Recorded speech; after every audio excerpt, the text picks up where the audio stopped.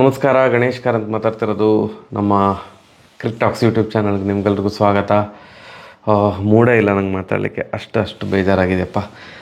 ಅಶ್ವಿನ್ ಅವರು ಇಂಟರ್ನ್ಯಾಷನಲ್ ಕ್ರಿಕೆಟಿಂದ ನಿವೃತ್ತಿ ಘೋಷಣೆ ಮಾಡಿದ್ದಾರೆ. ನಿಮ್ಗೆಲ್ರಿಗೂ ಗೊತ್ತಾಗಿದೆ ಅಂತ ಅಂದ್ಕೊಳ್ತೇನೆ. ಮೋಸ್ಟ್ ಶಾಕಿಂಗ್ ಡಿಸಿಷನ್ ನನಗೆ. ಇದು ಎಕ್ಸ್ಪೆಕ್ಟ್ ಮಾಡ್ತಾ ಇದ್ದೆ ಈ ಥರದೊಂದು ಎಂಥದ್ದು ತಲೆಯಲ್ಲಿ ಓಡ್ತಾ ಇರ್ಬೋದು ಅಂತ. ಬಟ್ ಸಡನ್ನಾಗಿ retirement in the middle of ಸೀರೀಸಲ್ಲೇ ರಿಟೈರ್ಮೆಂಟ್ ಘೋಷಣೆ ಮಾಡ್ತಾರೆ ಅಂತ ಅಂದ್ಕೊಂಡಿರಲಿಲ್ಲ. ಒಂದು ಏಜ್ ಆಗ್ತಾ ಇತ್ತು, ಹೌದು, ಬಟ್ ಅವರಲ್ಲಿ ಇನ್ನೂ ಸುಮಾರು ಕ್ರಿಕೆಟ್ ಬಾಕಿ ಉಳಿದಿತ್ತು. ನ್ಯೂಜಿಲ್ಯಾಂಡ್ ಸೀರೀಸ್ ಖಂಡಿತ ಈ ಒಂದು ರಿಟೈರ್ಮೆಂಟ್ ಘೋಷಣೆ ಮಾಡಲಿಕ್ಕೆ ಮೇನ್ ರೀಸನ್ ಅಂತ ನಾನು ಅಂದ್ಕೊಳ್ತಾ ಇರೋದು. ಬಿಕಾಸ್ ನ್ಯೂಜಿಲ್ಯಾಂಡ್ ಸೀರೀಸ್ ನಾವು ವೈಟ್ ವಾಶ್ ಆಗಿದ್ದು ನ್ಯೂಜಿಲ್ಯಾಂಡ್ ಅಗೇನ್ಸ್ಟ್ ನಮ್ಮ ಮನೆಯಲ್ಲೇ. ಆ್ಯಂಡ್ ಆ ಸೀರೀಸಲ್ಲಿ ಅವರ ಪರ್ಸ್ನಲ್ ಫಾರ್ಮು ಶಾಕಿಂಗ್ಲಿ ಢಮಾರ್ ಅಂತ ಆಗೋಗಿತ್ತು. ಅವ್ರದ್ದು ವಿಕೆಟ್ಸ್ ಜಾಸ್ತಿ ತೆಗೆದಿರಲಿಲ್ಲ. All of a sudden Sundar ಬಂದು ಕ್ಲಿಕ್ ಆಗ್ಲಿಕ್ಕೆ ಸ್ಟಾರ್ಟ್ ಆದರು.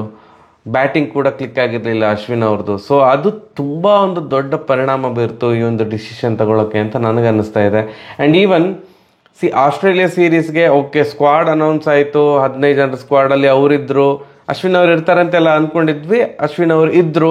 ಅದಾದಮೇಲೆ ಫಸ್ಟ್ ಟೆಸ್ಟ್ ಮ್ಯಾಚ್ ಏನು ಸ್ಟಾರ್ಟ್ ಆಗಬೇಕಿತ್ತು, ಇನ್ನೇನು ಪ್ಲೇಯಿಂಗ್ 11 ಅದು ಅನೌನ್ಸ್ ಆಗೋ ಮುಂಚೆ ಎಲ್ಲ ಕಡೆ ಏನು ಹರಿದಾಡ್ತಿತ್ತು ಅಂತಂದರೆ ಪರ್ತ್ ಟೆಸ್ಟ್ ಮ್ಯಾಚ್ ಅಶ್ವಿನ್ ಅವರು ಆಡ್ತಾರೆ ಅಂತ ಅನ್ನಿಸ್ತಾ ಇದೆ. ಮೋಸ್ಟ್ ಪ್ರಾಬಬ್ಲಿ ಅಶ್ವಿನ್ ಅವರೇ ಆಡ್ತಾ ಇದ್ದಾರೆ. ಅವರು ಎಲ್ಲ ಬೌಲಿಂಗ್ ಪ್ರಾಕ್ಟೀಸಲ್ಲಿ ಅಲ್ಲೆಲ್ಲ ಕಾಣಿಸ್ಕೊಳ್ತಾ ಇದ್ದಾರೆ.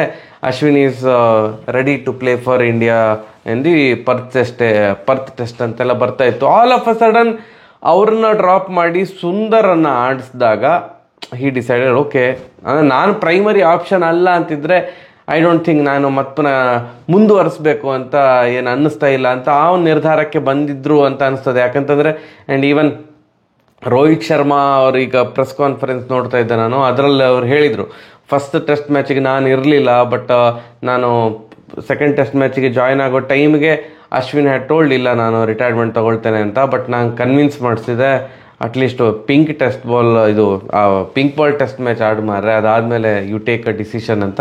ಬಟ್ ಇವಾಗ ಡಿಸಿಷನ್ ತಗೊಂಡಿದ್ದಾರೆ ಅಂತ. ಪಿಂಕ್ ಬಾಲ್ ಟೆಸ್ಟ್ ಮ್ಯಾಚ್ ಆದಮೇಲೂ ಕೂಡ ಅವರನ್ನು ಥರ್ಡ್ ಟೆಸ್ಟ್ ಮ್ಯಾಚ್ಗೆ ಡ್ರಾಪ್ ಮಾಡಿ ಜಡೇಜಾ ಅವ್ರನ್ನ ಹಾಕಿದಾಗ ಕೂಡ ರಿಟೈರ್ಮೆಂಟ್ ಘೋಷಣೆ ಮಾಡಬೇಕು ಅಂತ ಅಂದ್ಕೊಂಡಿದ್ರೆ ಇಲ್ವೋ ಗೊತ್ತಿಲ್ಲ.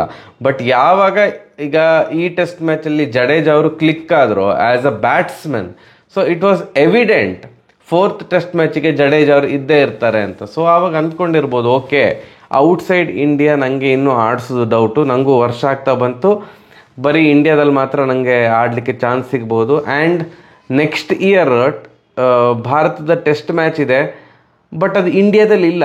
ಜುಲೈಯಲ್ಲಿ ಯಾವುದೋ ಒಂದು ಸೀರೀಸ್ ಇದೆ, ಅದು ಔಟ್ಸೈಡ್ ಇಂಡಿಯಾ ಇರೋದು. ಸೊ ಬೇಸಿಕಲಿ ಯಾವುದೇ ಟೆಸ್ಟ್ ಮ್ಯಾಚ್ ಇಲ್ಲ. ಸೊ ಇವರು ಒನ್ ಡೇ ಮತ್ತು T20ಗೂ ಆಡ್ತಾ ಇಲ್ಲ. ಸೊ ಆದ್ದರಿಂದ ಮೇ ಬಿ ರಿಟೈರ್ಮೆಂಟ್ ಘೋಷಣೆ ಮಾಡಿರ್ಬೋದು. 106 ಟೆಸ್ಟ್ ಮ್ಯಾಚ್ ಆಡಿದ್ದಾರೆ, 537 ವಿಕೆಟ್. ಓ ಮೈ ಗಾಡ್, ಕ್ರೇಜಿ. ನನಗೆ ಪರ್ಸ್ನಲಿ, ಇದು ಪರ್ಸ್ನಲ್ ಒಪಿನಿಯನ್, ನಿಮ್ಗೆ ಏನೇನೇ ಇರ್ಬೋದು. ಬೈ ದ ವೇ ನಂಗೆ ತುಂಬ ಬೇಜಾರಾಗಿದೆ ಆಯಿತಾ ಈ ಡಿಸಿಷನಿಂದ.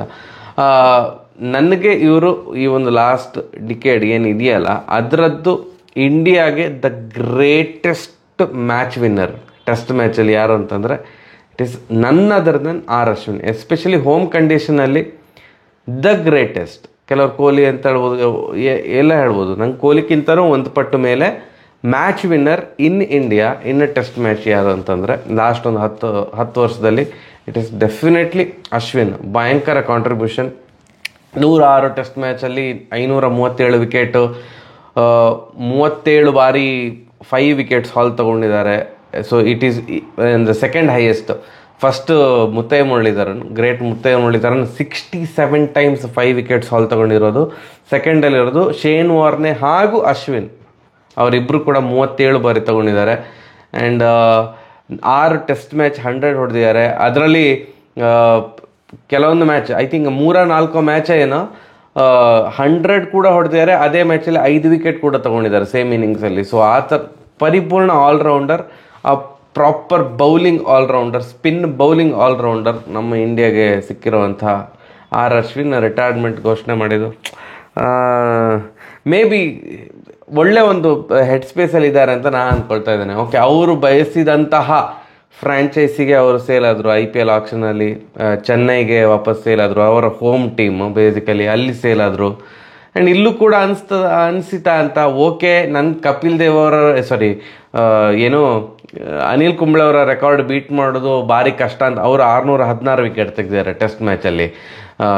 ಅನಿಲ್ ಕುಂಬ್ಳೆ ಅವ್ರದ್ದು ರೆಕಾರ್ಡ್ ಅಂತೂ ಬೀಟ್ ಮಾಡೋದು ಕಷ್ಟ ಅಂತ ಅನ್ನಿಸ್ತಾ ಇದೆ ನನಗೆ ಇರೋವಂಥ ಏಜ್ ಲಿಮಿಟಲ್ಲಿ. ಆ್ಯಂಡ್ ಕಾಂಪಿಟೇಷನ್ ಜಾಸ್ತಿ ಆಗಿದೆ, ಸುಂದರ್ ಅವರು ಕ್ಲಿಕ್ ಆಗ್ತಾ ಇದ್ದಾರೆ. ಸೊ ಅದೆಲ್ಲ ಅಂದ್ಕೊಂಡು ಓಕೆ, ಇನ್ನು ಆಡಿಸ ಯೂಸ್ ಇಲ್ಲ ನಾನು, it's the right time to announce retirement ಅಂತ ಟಕ್ ಅಂತ ಬಂದರು. ಪ್ರೆಸ್ ಕಾನ್ಫರೆನ್ಸಲ್ಲಿ ಕೂತರು, ರೋಹಿತ್ ಶರ್ಮಾ ಅವರ ಜೊತೆ 2 ನಿಮಿಷದಲ್ಲಿ ಪಟ ಅಂತ ಅನೌನ್ಸ್ ಮಾಡಿದರು, ಎದ್ದು ಹೋದರು. Hats off. ನನಗೆ ಅಂದರೆ ಪರ್ಸನಲಿ ತುಂಬ ಒಂಥರ ಇಮೋಷ್ನಲ್ ಆಯ್ತಪ್ಪ ಅಂತ. ನಿಮ್ಗೆ ಅಂತ ಅನಿಸಿತು?